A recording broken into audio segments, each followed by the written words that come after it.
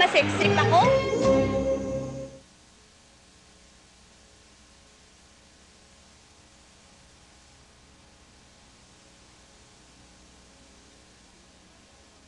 Sa Cebu, napatunayan nila na mas masarap ang Lucky Me Beef na Beef Mami. Mas lami ang Lucky Me. Parehas kalami sa akong palangga. Karon natilawan ako ang Lucky Me. Sa Lucky Me, nag-grade ko number 1 pa sa lami.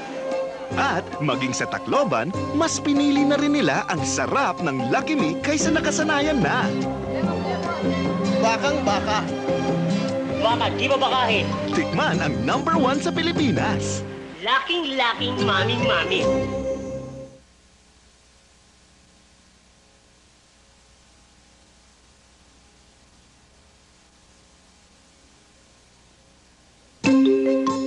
Sa General Santos, nahibalaan na gyud nilang na mas lami ang Lucky Me beef na beef noodles. Mura manig baka gyud.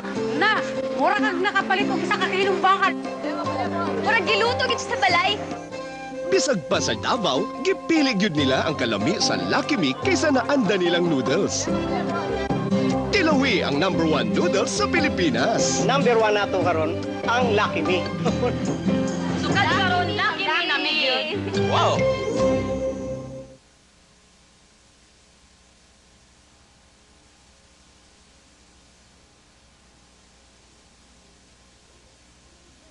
Sa Dipolog, nahibalaan na gyud nilang na mas lami ang Lucky Me beef na beef noodles. Lami yun kay ang Lucky Me. Sugod karon, wala na ko'y laing paliton. Lucky Me na ta. Lucky Me na ta. Apir siya, ako'y kalami. Bisag pa sa Cagayan de Oro, gipili gyud nila ang kalami sa Lucky Me kaysa naanda nilang noodles.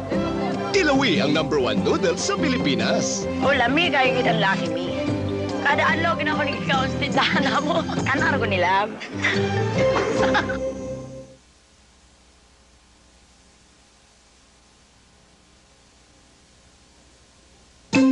Sa Iloilo, napamatud-an nila nga mas manamit ang Lucky Me beef na beef mami. Manamit gid. Sam brand ko anay, ti bye-bye na lang sa Ilaya sa Lucky Me na kuya. Maskin sa Bacolod, mas ginpili nila ang sabor nga kanamit sang Lucky Me kaysa naanda na. Pareho ko lang siya palanggan sa CD player ko kag cellphone. Tilawan ang number 1 sa bilog ng Pilipinas. Nga Lucky Me, masexy ako?